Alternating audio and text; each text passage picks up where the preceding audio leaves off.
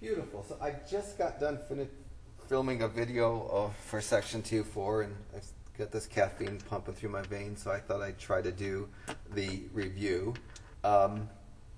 Before watching this review video, it really would be best if you did the review and treated it like it was a test. So you should try to, without your notes, do the entire review, check your answers, and only watch the portion of the videos for the problems that you didn't do correctly. So I'm not hoping for you to watch the entire video, and should be quick in terms of what you do on this video. So the work needs to be done ahead of time.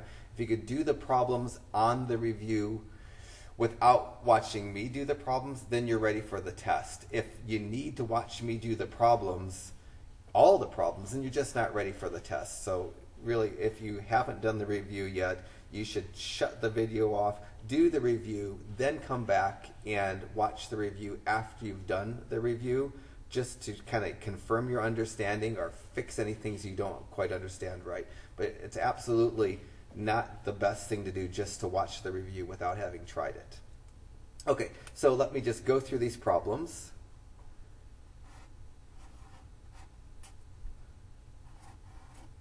First thing I'm going to do for problem 1 through 6 is find some intercepts. To find the x-intercept,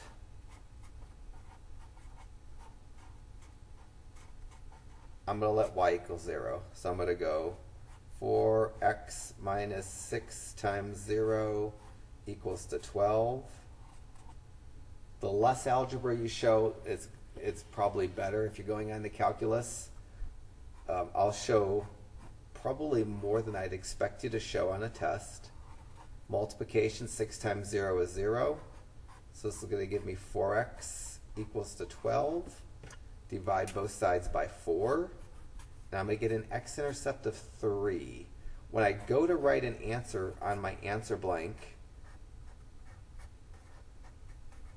probably would be nice if I wrote the words x-intercept, and next to that wrote it as a point. It's the point 3, 0, because when I plugged in 0 for y, I got 3 for x. Next thing I'm going to do is let x equal to 0 to find the y-intercept. So I'm going to go 4 times 0 minus 6y equals to 12. If you can do all this in your head and don't show any work, that's safe on the test. But if you don't show any work, or you show minimal work and you make a mistake, that's going to really reduce the amount of partial credit I could give you. So the more work you show, the more room there is for partial credit. If you make a mistake, it could just be a -1 if it's just a silly mistake. And the more work you show, the easier it is for me to figure out what your mistake is. The easier it is for me to figure out how much partial credit to give you. So when I plug in 0 for x, I get 0 minus 6y is 12. 0 minus 6y is negative 6y.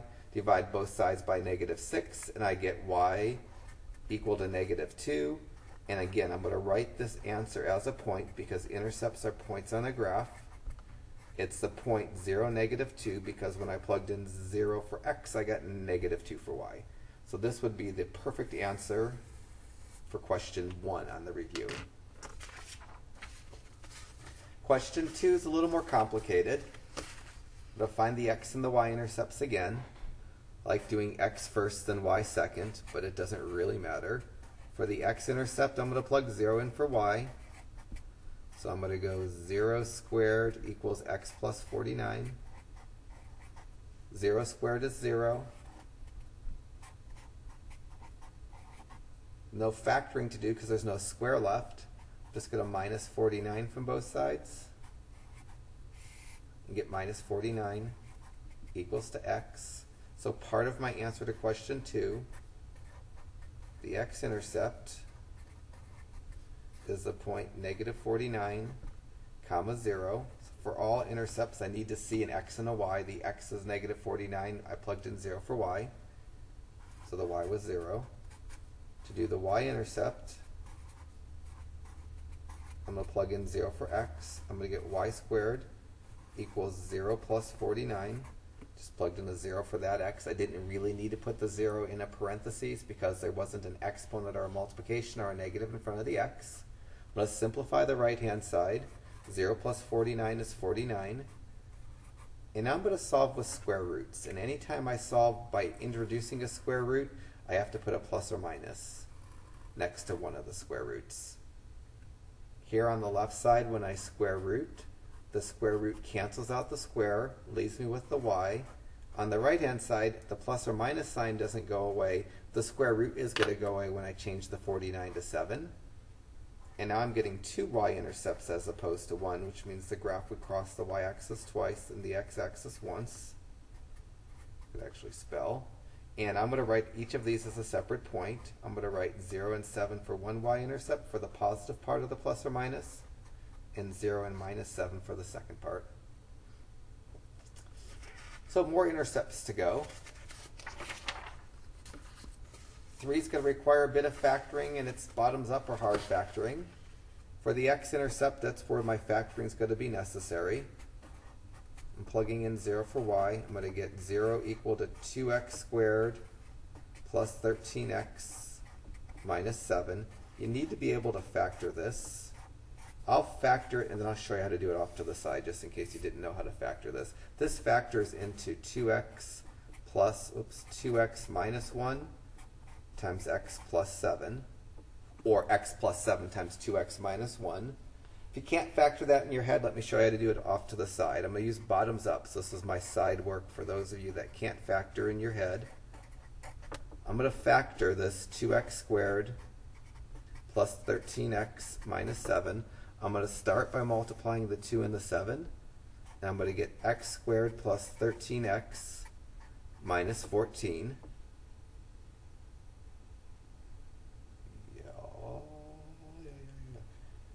Oh, mine's 13.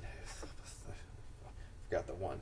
Now I'm going to factor this. In order to factor this, there's no number in front of the x squared, so my first are a couple of x's. My last need to multiply to 14, multiply to negative 14 and add to 13. They're going to be a positive 14 and a negative 1, because 14 times 1 is negative 14. 14 minus 1 is 13. I started off multiplying by 2. I'm going to divide by 2. First fraction, 14 over 2, reduces to 7. I'm going to write that as x plus 7. Second fraction, I bottom up, bring the 2 in front of the x, and get a 2x minus 1. So that's how the 2x squared plus 13x minus 7 factors. That isn't my x-intercepts, that's just the algebra, the hard part of the algebra to get my x-intercepts. After I have the problem both factored and set equal to 0, then I split the factors up and set each factor separately equal to 0. For the 2x minus 1, I'm going to add 1 to both sides and then divide by 2 and get x equal to 1/2 for one of my x-intercepts. For the x plus 7, I'm going to minus 7 from both sides and get x equal to minus 7 for the other x-intercept. So in for my answer, which I'll write down low, one of the x-intercepts I'm going to write as the point 1/2, comma 0. The other I'm going to write as negative 7, comma 0. In for the y-intercept, I need to do some algebra. I'm going to plug in 0 for the x's. I get 2 times 0 squared plus 13 times 0 minus 7. This piece comes out to be 2 times 0, which is 0. This piece, 13 times 0, is 0. And the minus 7 is just minus 7. So 0 plus 0 minus 7 is going to give me a minus 7. And this function, or this, yeah, it is a function, will only have one y-intercept. And I'm going to write 0, negative 7 as the y-intercept. Okay, that's problem 3. Problem 4 is a fraction, and the fraction isn't supposed to make my life that much harder, as problem 5 is a fraction. Finding the x-intercept is actually going to be deceptively easy. To find the x-intercept for any problem, I set the y equal to 0. To find out where a fraction is equal to 0, you could ignore the denominator and just set the numerator equal to 0. So to solve this equation, I could ignore the 3x plus 6 and only find where the numerator equals to 0, because the only way a fraction is equal to 0 is when the numerator is equal to 0. So the algebra for finding the x-intercept, because I have 0 equal to a fraction, is to drop the denominator and just set the numerator equal to 0. And for an answer for this, I'm going to write the x-intercept is the 0.30. To do the y-intercept, I'm plugging in 0 for x. I'm going to write y equals 0 minus 3 over 3 times 0 plus 6. The numerator, 0 minus 3, is negative 3. The denominator is going to be 0 plus 6, which is going to be 6. That fraction reduces. It still stays negative, but it reduces to 1/2. So I'm going to write the y-intercept is going to be the 0.0 and negative 1/2. That's all there is to do for problem 4. It's deceptively easy. The fractions don't necessarily make the intercepts that hard to come by. 5 is similar. It's a fraction that I want to find the intercepts for. Again, I'll do the x and the y-intercepts.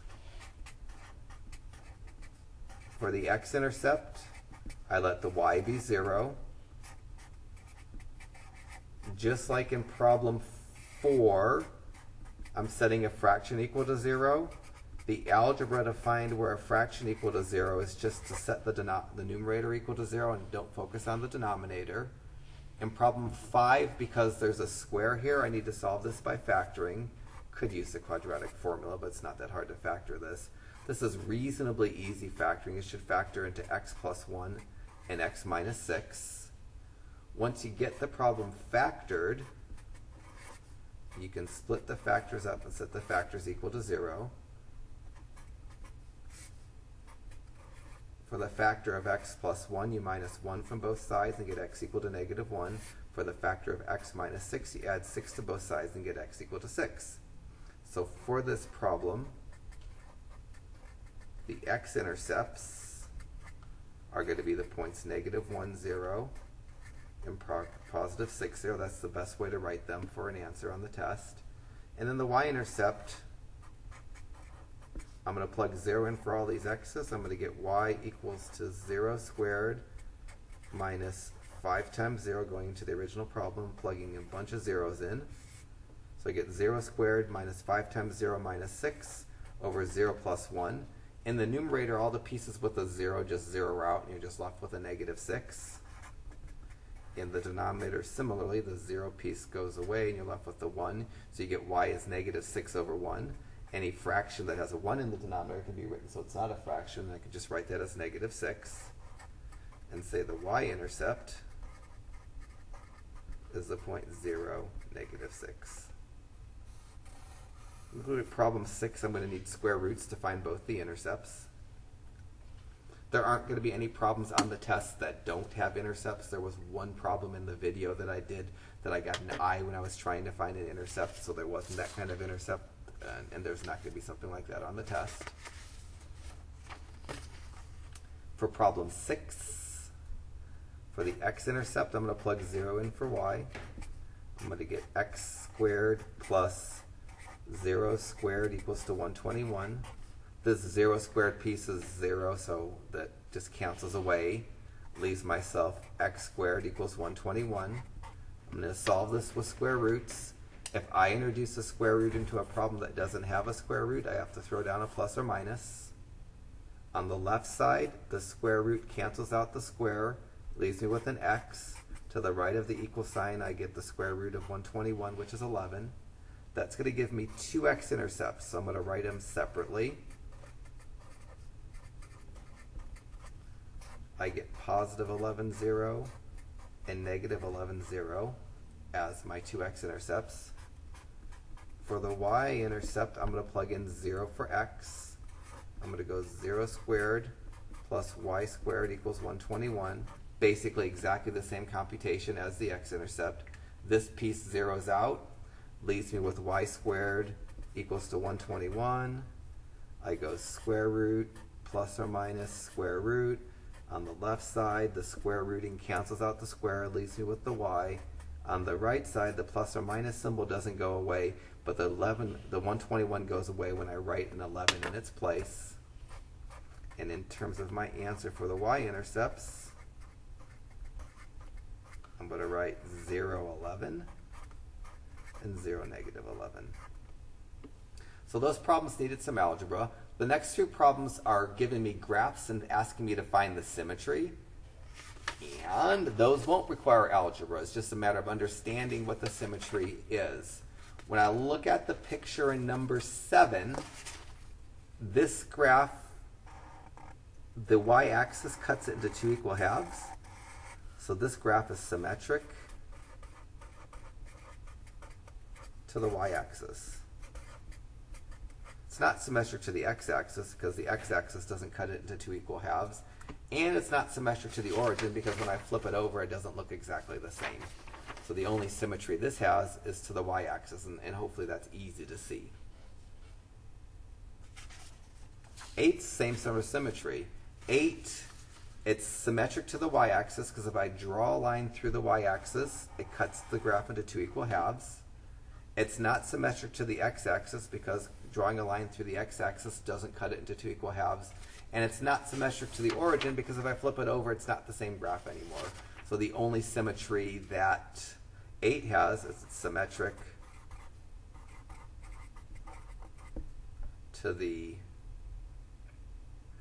y-axis.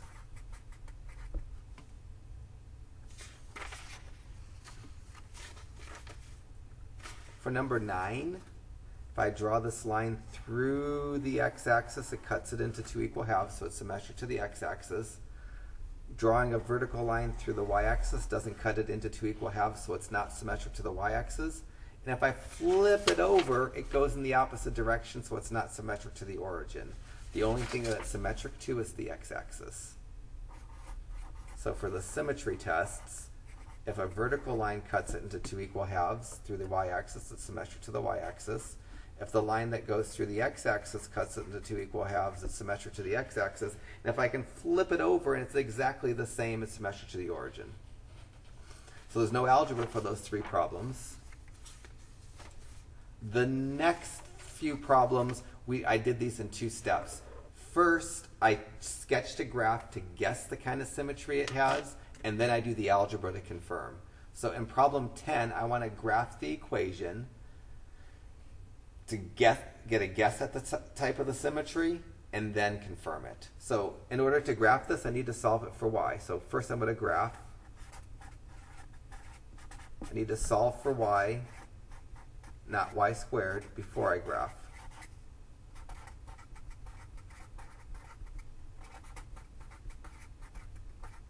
So this equation, y squared equals x plus 3, I need to solve for y.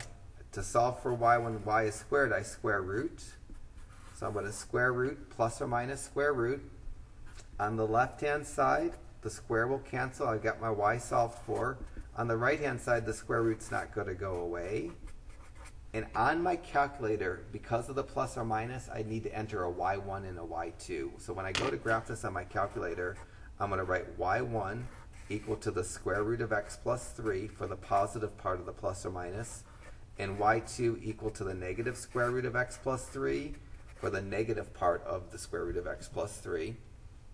When I do this, I get y equals, clear out any stuff that's already in there, do second square root x plus 3, and then negative second square root x plus 3. So I'm more or less able to enter these more or less how they should look. I think the window I have is okay, so I'm just going to hit graph. If I don't see a graph, I'm going to tweak my window.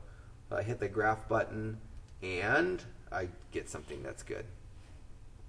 So that graph, if I look at it, to me it looks like it's symmetric to the x-axis. So I think it's symmetric to the x-axis. In order to confirm that and get full credit on the test, I need to show that it's symmetric to the x-axis.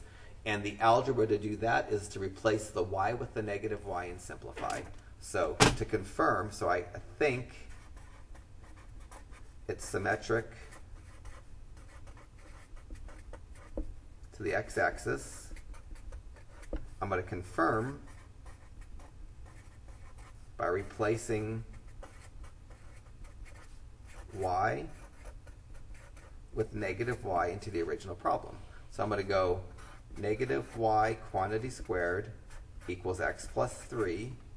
I'm going to simplify, and if I could simplify this to be exactly the original problem, then my guess was right, and it is symmetric to the x-axis. Negative y squared can be rewritten without the exponent as negative y times negative y, and that is y squared. Because I can simplify this to the original problem, it is symmetric to the x-axis, and that's the only symmetry it's going to have. If we tried to run the other tests, they would fail. If I tried to replace the x with negative x to check for symmetry to the y-axis, I wouldn't be able to transform it to the original problem.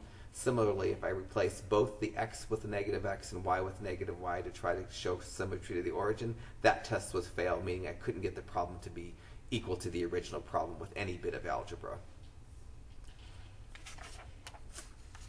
11 is similar. I'm going to sketch a graph to try to guess my symmetry, and then I'm going to run a test to confirm my guess. Just like in number 10, if I'm going to use my calculator, the equation needs to be solved for y, so I'm going to do the algebra to solve this for y. The algebra is going to be to minus x squared from both sides. When I minus x squared from the left side, I'm left with the y. I don't need to do square roots in this problem. And on the right side, I can write the x squared before or after the 6. This is enough. This equation right here, 6 minus x squared, is all I need to graph. I don't need a plus or minus to graph this one because the y wasn't squared. So I'm going to hit my y equals, clear out the stuff that was in there, and type 6 minus x squared. Hit my graph, look at the graph, and see what the symmetry looks like. To me, it looks like that graph is symmetric to the y-axis. So I guess that the graph is symmetric to the y-axis. I'm going to confirm by changing the x to negative x, and I'm going to simplify. And if I could simplify back to the original problem, then it does have that symmetry. So in the original problem, I'm going to change the x to negative x and leave everything else the same. So I'm going to write negative x quantity squared plus y equal to 6. Negative x quantity squared is the same as negative x times negative x, which is positive x squared. Because the negative x squared is the same as positive x squared, and I can simplify the problem with a negative x to the original problem, then the graph does have symmetry to the y-axis. So this test confirmed it, and my answer is the graph is symmetric to the y-axis.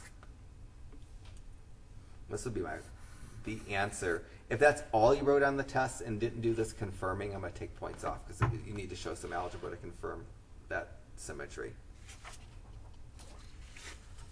12, I'm also going to graph to make a guess at what the symmetry is. 12 is already solved for y, so I don't need any preliminary algebra. I'm just going to type the equation x up arrow 3. Graph it. It's not symmetric to the x or the y-axis, but I think it's symmetric to the origin because when I turn my calculator over, the graph looks the same as if it was right side up, and that's what it means to have symmetry to the origin. So I think it has origin symmetry, and I need to confirm that. And I'm going to confirm by changing the y to negative y and the x to negative x. And if I can reduce it back to the original problem, it has symmetry to the origin. So I'm going to go negative y equals to negative x quantity cubed. Negative y I can't do much with it right now, but negative x cubed I can write as negative x times negative x times negative x. And if I want to, I can say that's negative 1x times negative 1x times negative 1x. Or I can say that's negative 1 times negative 1 times negative 1 times x times x times x, because multiplication can be shuffled around. And negative 1 times negative 1 times negative 1 is negative 1. X times x times x is x cubed. So I get negative y equals negative 1x cubed. I can multiply both sides by a negative 1. On the left side, multiplying a negative y times a negative 1 and get a positive y. On the right side, multiplying a negative 1 times a negative 1, you get a positive 1, which I don't need to write anymore. But I could write a positive 1, it's just not necessary. Because I can transform the original problem, my reworked problem into the original problem, it has symmetry to the origin. So my answer, it's symmetric to the origin. And again, if you just wrote down the answer without any algebra, I'm going to take points off because it's an algebra class. You need to show some algebra. 13 wants me to sketch find the intercepts and sketch a graph, and it says enough just to label 2 points. So I'm going to find the x-intercept by plugging in 0 for y. I'm going to go 2x plus 3 times 0 equals to 12. This 3 times 0 piece goes away, turns into 0. Leaves me with 2x equals to 12. And then I'll divide by 2, and get the x-intercept of 6. So part of my answer to this is the x-intercept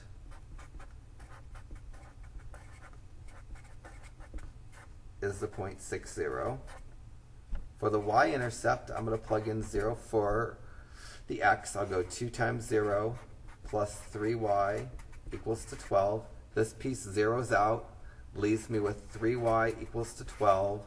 I'll divide by 3 and get y equal to 4. So I'm going to write for the y-intercept. I'm going to write 0, 4. That's finding the x and the y-intercepts. Now I'm going to sketch a graph. It says it's enough to label 2 points. I have 2 points, so I'm just going to plot those points. So I'm going to find 6 on the x-axis for the x-intercept of 6, 0, and 4 on the y-axis for the y-intercept of 0, 4, and plot those 2 points and draw my line. It'd be nice if you put arrows at the end of your line because it goes on forever, but if you don't put arrows, it doesn't hardly matter. I wouldn't take points off. So that's a reasonable graph that satisfies everything that 13 wanted. I found the x and the y-intercepts, and I sketched a graph. I labeled 2 points. That was enough. 14, same instructions, but fractions. I'm going to get rid of the fractions before I do any of the intercept finding. I'm going to multiply through by 6. I'm going to go 6 times 1/2 x minus 6 times 2/3 y equals 6 times 5. I'm not going to work with the original problem at all because it has fractions, and I don't need to work with fractions. Anytime a problem has both equal signs and fractions, I can get rid of the fractions. So I'm going to cancel the 6 with the 2 and leave myself with a 3. I'll have 3 times 1 times x, which I can write as 3x. Next canceling, I'll cancel the 6 with a 3 and get a 2. Be left with 2 times y, which is going to give me a minus 4y. To the right of the equal sign, I get 6 times 5, which is 30. Now I can find my intercepts. One of them is going to be a fraction, and I'll deal with that here in a second. The x-intercept, I'm going to go 3x minus 4 times 0 equals to 30. This 4 times 0 piece zeroes out, and I get 3x equals to 30. Divide by 3, and get x equal to 10. So the x-intercept that I'm looking for here is the 0.10. For the y-intercept, this is where I'm going to get my fraction. I'm going to go 3 times 0 minus 4y equals to 30. This piece zeroes out, leaves me with minus 4y equals to 30. Divide both sides by a minus 4. On the left side, I get a y. On the right side, I get a negative, and it's really negative 15 halves. I'm going to write that as negative 7.5. 15 halves is 7.5. I'm going to say the y-intercept is 0, negative 7.5, just because it's easier for me to graph the negative 7.5 than it is negative 15 halves. So I'm going to do a horrible graph here. I'm going to cheat. 1, 2, 3, 4, 5, 6, 7, 8, 9, 10. I'm going to call that the 0.10 for the x-intercept. And for the y, -1, -2, -3, -4, -5, -6, -7, -8, and then right here, halfway between -7 and -8 is going to be 0, -7.5.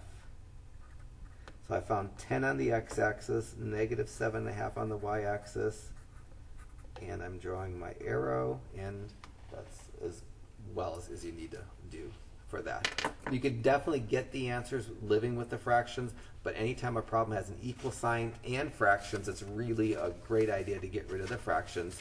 Same thing I'm going to do for problem 15 should I say. I'm going to multiply everything by 3 before I do my algebra to find the intercepts, because I don't care to work with an equation that has a fraction if I don't have to. So if I multiply everything by 3, I'm going to be left with 2x plus 6y equals to -12. There's the equation I'm going to use to find my intercepts. To find my x-intercept, I'm going to plug 0 in for y. I'm going to go 2x plus 6 times 0 equals -12.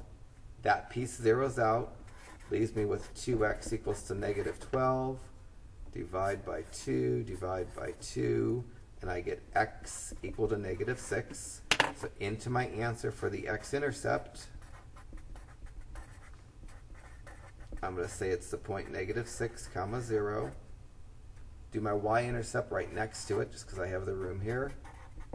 I get 2 times 0 plus 6y equals to -12. This piece zeroes out, leaves me with 6y equals to -12.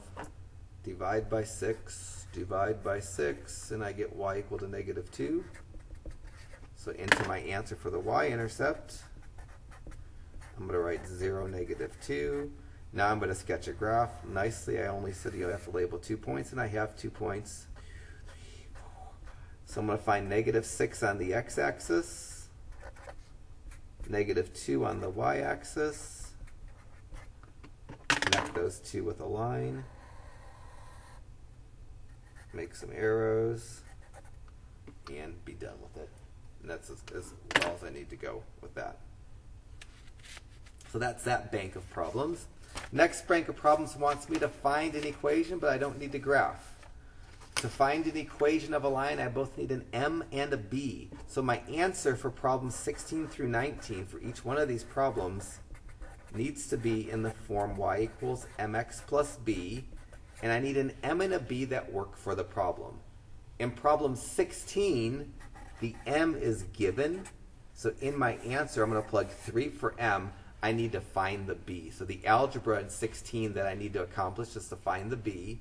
I'm going to use the equation y equals mx plus b, and into this equation I'm going to plug 3 for m, 5 for x, and 1 for y, because those are numbers that are specific to this problem. And I'm going to go 1 equals m, which is 3, times 5, which is x, plus b. So give me 1 equals 15 plus b. I'll minus 15 from both sides and get minus 14 equal to b. So I'm going to take those two values and plug them into the equation and get my answer. I can write my answer as y equals 3x plus -14. If I do that, I'd probably put the -14 in a parentheses. Or I can write y equals 3x minus 14, because plus and negative is the same as a minus. And that's kind of just personal preference. I'd probably do the bottom one, but if you wrote the top one for an answer, that would be perfect. So 17, 18, and 19 all ask me to find an answer that's going to look just like this, y equal to mx plus b. I just need to find the m and the b. When I give you the m, it's kind. When I don't, it's you know, there's more work to do. In problem 17, I give you the m again. So in my answer, my goal, my answer needs to be of the form y equals mx plus b.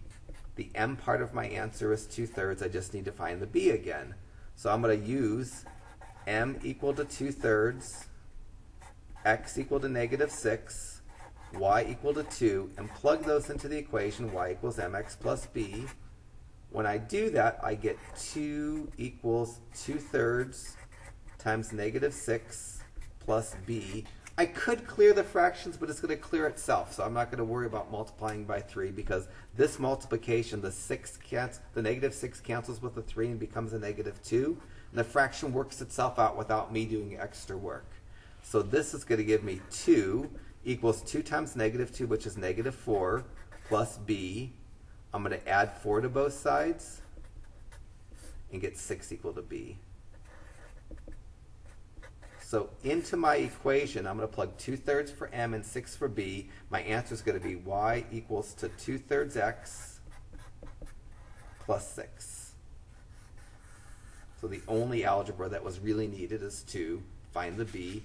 That's going to be the case for number 18, but it's a little sneakier. Number 18, I'm actually given the slope, but it's more deceptive the way I'm given the slope. I'm given a parallel line. The slope of the line that's parallel is 2.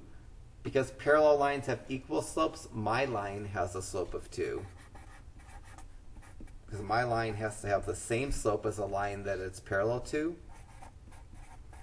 The parallel line has a slope of 2, but I can find that slope because the equation is solved for y. The number in front of the x is the slope. So my line has to have a slope of 2 because it has the same slope as the parallel line. Now I'm going to solve for b. To solve for b, I'm going to use m equal to 2, x equal to 2, y equal to 1. Plug them into the formula y equals mx plus b. When I do that, I get 1 equals to 2 times 2 plus b. That'll give me 1 equals to 4 plus b. I'll minus 4 from both sides and get negative 3 equal to b. My answer is supposed to be of the form y equals mx plus b. I'm going to plug in a 2 for m and a negative 3 for b. And I could write my answer as y equals 2x plus negative 3. The better way to write your answer would be 2x minus 3, because 2x plus negative 3 is the same as 2x minus 3. But either answer for test purposes would be okay. 19's a very similar problem. The wording is the same, maybe the algebra is a little bit messier. In 19, I'm given an equation of a parallel line. Parallel lines have equal slopes, so because my line is parallel to a line that has a slope of 4/9, my line needs to have a slope of 4/9. My line has the same slope as the line that it's parallel to. The line that it's parallel to has a slope of 4/9, so my line needs to have a slope of 4/9. Now I need to solve for b. This b is going to be harder. I'm going to plug in x equal to 3, y equal to negative 1, m equal to 4/9 into the equation y equals mx plus b. So I'm going to go negative 1 equals 4/9 times 3 plus b. Do the canceling that I'm allowed to do here. That 9 and that 3 will cancel. This will give me negative 1 equals 4/3 plus b. Now I'm stuck with a fraction. I'm going to get rid of it. I'm going to multiply everything by 3 to get rid of the fraction. To the left of the equal sign, if I multiply 3 times negative 1, I get negative 3. To the right of the equal sign, the first multiplying cancels out the 3's, leaves me with a 4. And then the second multiplying leaves me with a 3b. I'm going to minus 4 from both sides and get minus 7 equals 3b, and then divide both sides by 3. And I get minus 7/3 equals b. So when I go to write my answer, I'm going to put an m and a b into the formula y equals mx plus b. And in for my answer, I can say it's y equal to 4/9 x plus negative 7/3 in a parentheses, or I can say y equals 4/9 x minus 7/3. All right, so now onto a new style of problem. Writing the standard form of a circle. This is a friendly. 20 and 21 are friendly problems. I have to remember the equation, the standard form of a circle is x minus h squared plus y minus k squared equals to r squared. To find the equation, I'm just going to take the numbers r equal to 3, h equal to -3, and k equal to -1, and plug them into the formula. So there's two parts to this question. The first part is to come up with an equation in standard form. And to do that, I'm going to go x minus, and in for that h, I'm going to plug in -3. So I get x minus -3 squared plus, and then y minus, and then in for k, plug in -1, and then equals to r squared, which I'm going to write as 3 squared. This is technically the equation in standard form, but usually we clean it up a little bit. So this is going to be considered the equation in standard form, simplified a little bit. And this is what I'd be looking for on the test. So the equation that you'd write down that would graph to this circle would be x plus 3 quantity squared, for the double negative in the first parentheses goes positive. The double negative in the second parentheses gives me y plus 1 squared, and the 3 squared is 9. So that's the writing the equation. The next part's the graphing. I don't need any of the equation to graph. I'm just going to plot the point -3, 1, -1, and then go up 3, down 3, left 3, right 3 to draw my circle, and hopefully I can do okay. So now I'm going to do the graph, and I don't need the equation to graph at all. So I'm going to plot the point -3, -1. Didn't bring my graph paper, which is okay. And then from this, I'm going to go, the radius is 3, so I'm going to go left 3, right 3, well, that was backwards, down 3, and up 3. And now I'm going to try to draw something that looks like a circle, but it certainly probably won't look like a circle by the time I get done. Close enough. And that's the graph. So the graph had nothing to do with finding the equation. It's plotting the center and drawing a circle with a proper radius around the center. And I always just go left, right, up, and down, and then make some effort at drawing a circle. 22 should be just the same sort of, or 21 should be the same problem again. Just wants me to do a repeat, so you had more than one chance to do the problem. I'm going to write the standard form.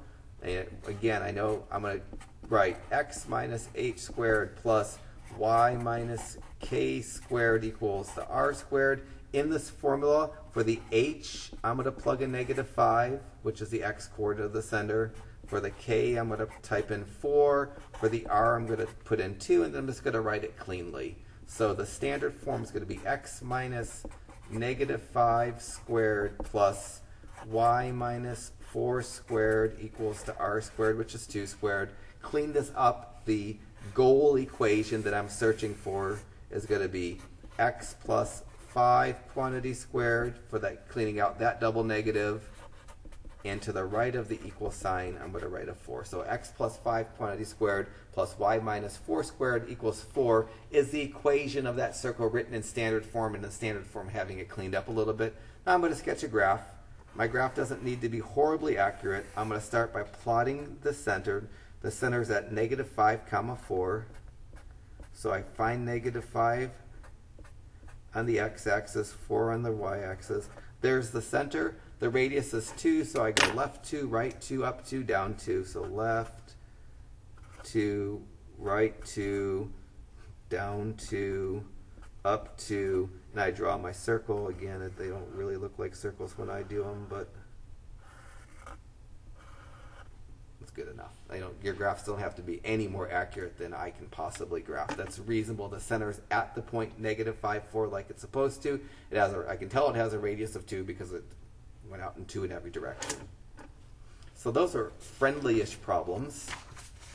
22 and 23 are a little bit harder, and this part about the intercepts I blipped out, so we're not going to do this.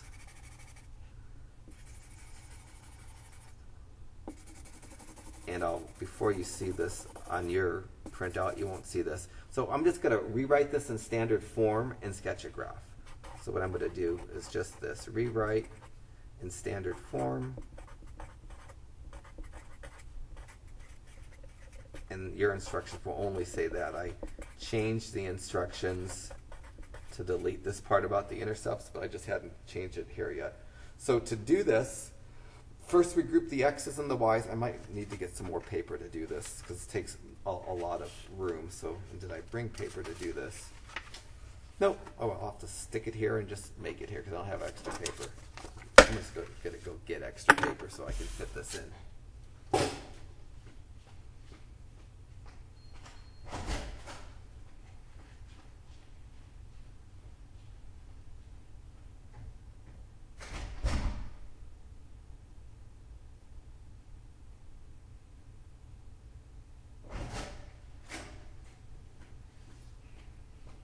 So it would be hopeless for me to try to sketch a graph of this, how it's written.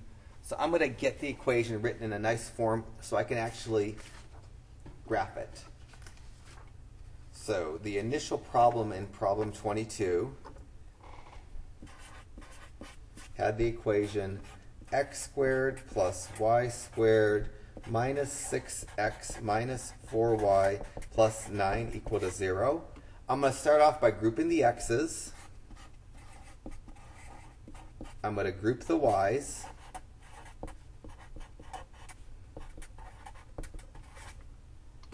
And then I'm going to get the number that doesn't have the letter to be on the opposite side. So 2 steps of kind of almost not algebra. So I'm going to write x squared minus 6x, y squared minus 4y, and then equal to negative 9. So that's getting the problem written. So it's getting ready for my algebra. I'm going to write a plus sign next to the x squared minus 6x, a plus sign next to the y squared minus 4y, and 2 plus signs next to the negative 9. And I'm going to add numbers. Next to the x squared minus 6x, I'm going to add half of negative 6 squared. Half of negative 6 is negative 3. Negative 3 squared is 9. I'm going to add that to the right side as well. Next to the y, I'm going to take half of negative 4 squared. Half of negative 4 is negative 2. Negative 2 squared is 4. I'm going to add that after the y's and after to the right side as well. So I grouped the x's, I grouped the y's, I got the number by itself. Now I'm going to factor this. I'm going to factor this too. And I'm going to simplify this. So this x squared minus 6x plus 9, it actually factors into x minus 3 times x minus 3, which I'm going to say is x minus 3 quantity squared. This y squared minus 4y plus 4 factors into y minus 2 times y minus 2, which I'm going to write as y minus 2 quantity squared. And to the right of the equal sign, negative 9 plus 4 equals to 4. So this, for me, is the equation written in standard form. So half of what I wanted is done. Now I need the graph. And in order to graph, I need to know the center and the radius. And in order to do that, I might think of this equation as x minus 3 squared plus y minus 2 squared equals to 2 squared. And for this particular circle, when I go to graph it, the center is going to be the number after the minus sign for the x, which is a 3, the number after the minus sign in the y, which is a 2, and the radius is going to be the thing that's squared, which is 2. So I'm going to plot the point 3, 2, and go left 2, up 2, right 2, down 2, and draw a circle to finish up this problem. So to finish problem 22, I'm done. This is the equation I'm looking for, and then I need to sketch a graph. I need to draw the center at the point 3, 2, and make the radius 2. And my graphs don't need to be that good. So here's 3 on the x-axis, 2 on the y-axis. There's the center. Go left 2, right 2, left 2, up 2, down 2, and then draw something that looks like a circle, more or less like a circle. And that's good enough graph for number 22. Again, it's not perfect. It's not a graph paper. I didn't use a compass, but it's way more accurate than I need. I don't need any more accuracy than that. 23, same sort of problem. I'm going to group the x's, group the y's, So I'm going to write this as x squared plus 2x plus y squared plus 4y. The number's already moved over, so I'm done with my first step. I group the x's, I group the y's, I have the numbers over. After the x's, I need a plus. After the y's, I need a plus. After the 11, I need 2 pluses. After the first x, what I put after that plus is half of 2 squared. Half of 2 is 1. 1 squared is 1, so I put a 1 there. And in front of the 4y, after the 4y, I put half of 4 squared. Half of 4 is 2. 2 squared is 4. On the right-hand side, I'm going to add 1, and I'm going to add 4, the numbers that I already added. Now I'm going to factor this,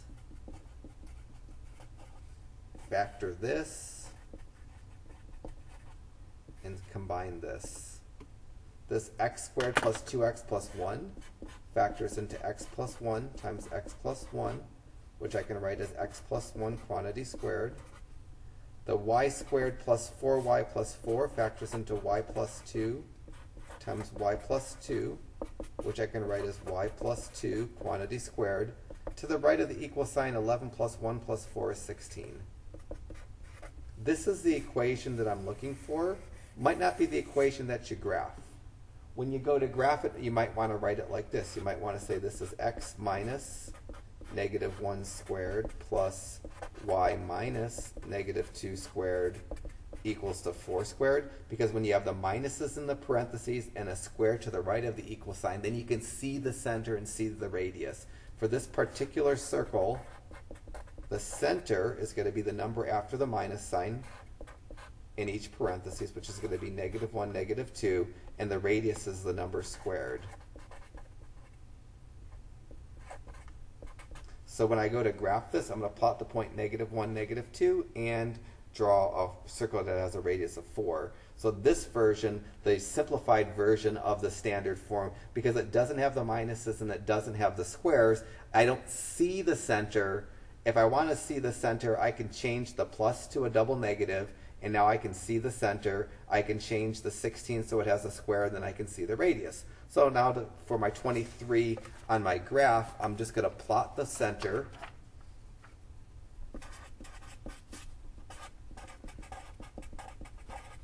Which is negative 1, negative 2. And I'm going to go up, down, left, and right 4. And then draw a circle. So negative 1, negative 2 is about there.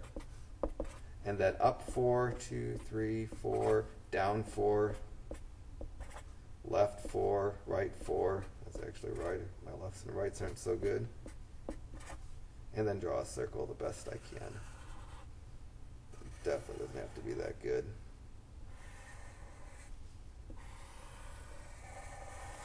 So that would be, again, it's hardly a circle, but it's as decent as I can do, and that's all you'd have to do on the test.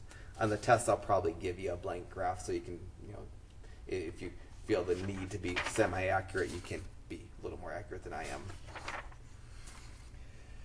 am. 24 and 25. I don't need to graph. Hey. Oh, this should be 25. 24 and 25 want me to come up with an equation. To come up with an equation of a circle, I need an h, a k, and an r. In this particular problem, I know the center. So the center, the h is negative 2. The k is 3. I need to come up with an r. That's the hard part. The r is going to wind up being the distance between these 2 points. I really need an r squared, actually. So I'm going to just sketch a quick little graph of this to show you the algebra that's necessary to find the r. So what I'm trying to draw, what I'm working with in this problem is a circle that has a center at the point negative 2, comma 3. So it has this as its center, and it goes through the point 2, 6. So somehow, I couldn't draw this. Somehow, I have a circle that's defined by this problem. The radius is this distance. It's the distance between the center and one of the points on the edge. So the radius of this circle I'm going to get by doing the distance formula. The distance formula is the square root of x2 minus x1 squared plus y2 minus y1 squared. And for my purposes, I'm going to make x1 equal to -2, y1 equal to 3 using the center. x2 will be 2 and y2 will be 6. And so I'm going to find the radius. I really need the radius squared, but I'm going to find the radius by using the distance formula. So I'm going to come back to my paper here and find our radius is the square root of x2 minus x1, which is going to be 2 minus -2 squared, plus y2 minus y1, which is 6 minus 3 squared. And I have a double negative in here, so I'm going to get a positive. So the radius is going to be equal to, this one's going to be 4 squared, plus 3 squared. So the radius is going to be the square root of 16 plus 9, which is the square root of 25, which is 5. So now I have everything I need for my formula. The formula that I'm going to plug these numbers into is the standard form, with x minus h squared plus y minus k squared equals to r squared. So I'm going to take those three values, plug them into the formula, and then clean up the formula to get my answer. So I'm going to write x minus -2 squared plus y minus 3 squared equals to 5 squared. And the equation of the circle that I would write, I'd clean up this double negative and make it a plus. Write that as x plus 2 squared. I'd leave the y minus 3 squared alone, but I'd make the 5 squared a 25. And that's the equation for problem 24 of the circle that I'd be looking for. 25 should be a similar problem.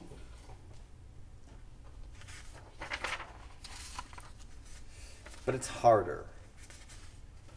In 25, I don't give you the center or the radius, and I need to do both via algebra. The first thing I'm going to do is get the center. I'm going to draw a sketch of this circle. It says it has diameters with endpoints 1, 4. My graph really doesn't need to be that accurate. And -3, 2. So it says this is a diameter. So the circle that's described, looks something like that. The center of the circle is the midpoint of the diameter. So the center is going to be the midpoint of this diameter. And I find the coordinates of the center by using the midpoint formula. The x coordinate of the center I'm going to get by taking the x coordinates, adding them, and dividing it by 2. The y coordinate of the center I'm going to find by taking the y coordinates of the points and dividing by 2. So for the x coordinate of the center, I'm going to take the x coordinates of the 2 points, which are -3 and +1, and divide by 2. That's going to give me -2/2, which is -1. The y coordinate of the center, I'm going to add up the y coordinates of the points, which are 2 plus 4, and divide by 2. That's going to be 6/2, which is 3. So this point right there, which actually I didn't do too bad, is the point -1, 3, and that almost looks like that. So the center is -1, 3. So in this particular problem, my h is going to be -1. My k is going to be 3. I need to get the r for the formula, because I need an h, a k, and an r. And an r is the distance between the center and one of the sides, and I get that by using the distance formula. I'm going to use these 2 points. I could use that point, but I like the positives better. I'm going to use x1 equal to -1, y1 equal to 3, x2 equal to 1, y2 equal to 4. I'm going to plug those numbers in the distance formula, and that's going to give me the radius. So the radius for this problem, using this distance formula, which is the square root of x2 minus x1 squared plus y2 minus y1 squared. I'm going to say the radius is going to be the square root of x2, which is 1, minus x1, which is negative 1 squared, plus y2, which is 4, minus y1, which is 3 squared. The first bit here, I have a double negative, so I'm going to get a positive, which is going to give me 2 squared. The second one, I'm going to get 1 squared. So the radius, r, is going to be the square root of 4 plus 1, which is the square root of 5.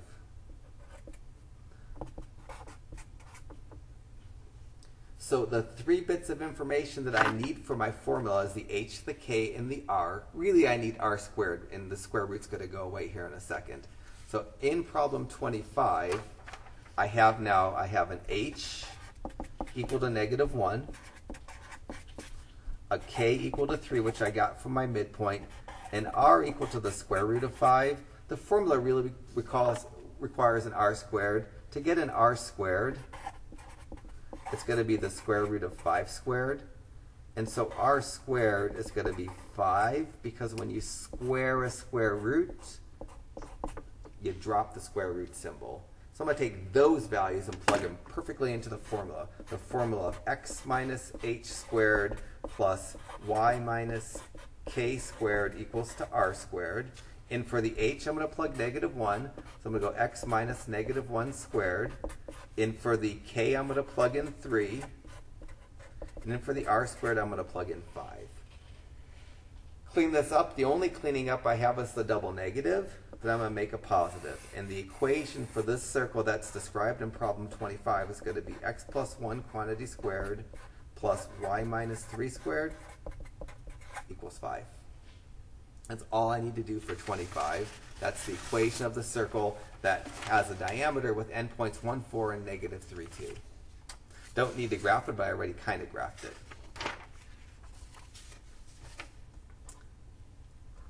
Each of the problems from the last section, section 2.4, are the 3-step problems. So the rest of the problems on the review, problems 26, 27, 28, and 29, are all 3-step problems. And when I copied the problems onto this sheet, I broke the sentences up into the 3 pieces.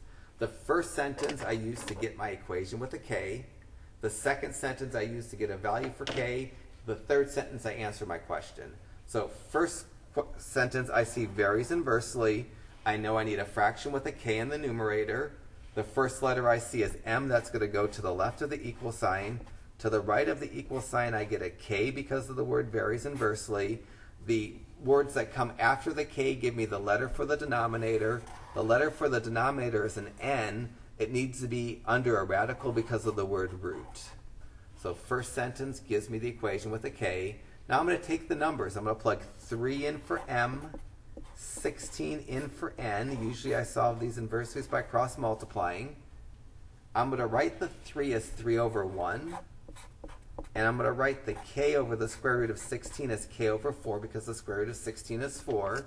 And then I'm going to cross multiply up and get 1 times k, which is k, down 3 times 4 is 12. So I'm going to get 1 times k equals 3 times 4. That's going to give me k equal to 12. Now I have enough information to actually answer the question that's posed in the last sentence. I'm going to take the equation m equals k over the square root of n, plug in 12 for k, and 25 for n. So I get m as 12 over the square root of 25. And the answer I'd write for problem 26 is m equals 12 over 5. If I want to, I could write 2 2/5. If you really felt the urge, you could write 2.4, but usually I won't give a decimal answer to a problem that doesn't start with decimals. So that's everything I need for 26, and that's all you need. The number that you get on the third sentence is the answer that you need. 27, 3-step process. I see the word varies jointly in the first sentence. So after the k, I need 2 letters. No division because I don't see inversely. The first letter I see is y, so I'm going to write a y with an equals. All these problems get k's. After the k, because of jointly, I need 2 letters. One is just a plain x without any exponent because there aren't any words next to the x before the x that imply an exponent. And the z's got to get an exponent of 2 because the word square before the z. Second sentence, I plug the numbers in. I plug 128 in for y. I leave the k alone. I plug 2 in for x and 4 in for z. I do the orders of operations, which is the exponent first. So this is going to give me 128 equals k times 2 times 16. Then I multiply the 2 and the 16 and get 32. I get 128 equals to 32k. Dividing both sides by 32, I get 4 equal to k. Now I'm ready to answer the question that's posed in the last sentence. I'm going to take the equation that I came up with, y equals k times z squared, k times x times z squared. In for the k, I'm going to plug 4. In for the x, I'm going to plug 3. In for the z, I'm going to plug 5. Orders of operations, I do the exponent first. So I'm going to get 4 times 3 times 25. I think that's 300, but I better do this on my calculator. 4 times 3 times 25. It is 300. So the answer to problem 27 is just going to be y equals to 300. And that's all I'd have to show on my answer blank. All the preliminary work in the first 2 steps, you don't have to show on your answer blank. 2 more problems, both 3-step problems, both essentially problems that you've done already with just different numbers. So again, I broke 28 and 29 into their 3 component sentences. First sentence, I need to get an equation with a k. I see inversely, so I know I need a fraction with a k in the numerator. To the left of the equal sign, I need the first letter that I see, which is the demand for the candy, which is a D. In the denominator, I need something for the letter after the word inversely, and I don't get an exponent with that p because there's no words like square or square root or cube. So the equation in 28 is just d equal k over p. Now I'm going to plug in the numbers. 250 stands for a price, 150 stands for the demand.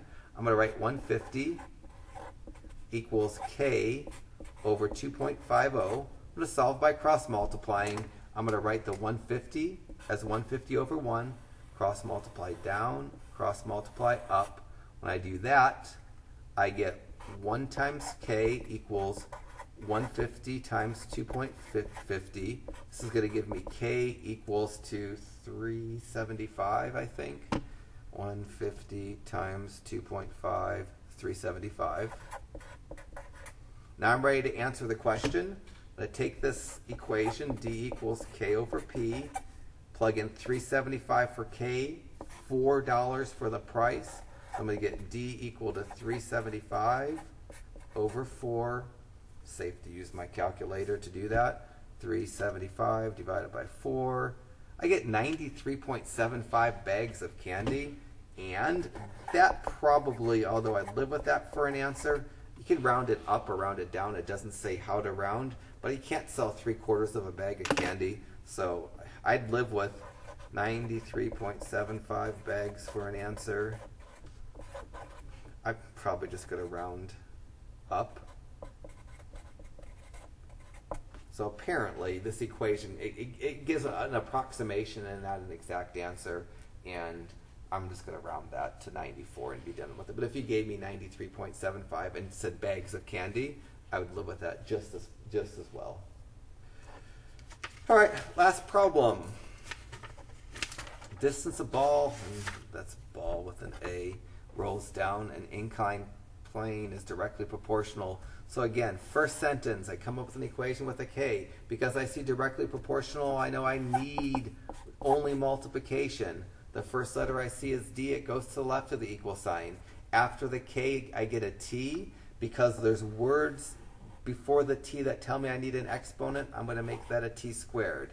So the equation that's implied in problem 29 is D equals K times T squared. Now I'm going to put in, from the second sentence, 1 for the time, 10 for the feet. Get 10 equals K times 1 squared.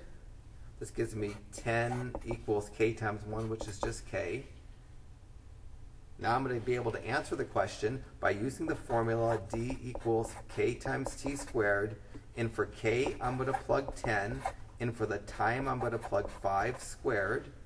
This is going to be d equals to 10 times 25, and that's 250. So I get d equals to 250. The units are feet, so this ball is going to roll 250 feet. So if you can do all the problems on the review, then you should be able to do well on the test. Guaranteed that there shouldn't be anything on the review that isn't just like something on the test. And the instructions will have the same instructions. So if you can clue into what the instructions tell you to do, the instructions will be the same on the test as they were on the review. So the more times you can do this review, probably the better you'll be on the test. You should get to the point where you can do every problem on the review almost in your head, at least know what to do. By looking at the instructions and the problem, you should just know what steps you need to take so that there isn't any confusion. You shouldn't just get to a test question and just not know what to do, because every test question is going to be just like a question on the review, except the numbers are going to be changed. And the order of the questions aren't going to be the same. There's going to be less questions on the test, probably 20 as opposed to 29. And problem 1 on the review that said find the x and y intercepts, that might be like problem 7 on the test. And problem 29 on the review that talked about this ball might be problem 3 on the test. So the numbers won't line up perfectly. Now, number 1 can turn into problem 7, number 29 can turn into problem 3. But the words aren't going to change. The wording of the questions are going to be the same. It's just the numbers that I'm going to change on you.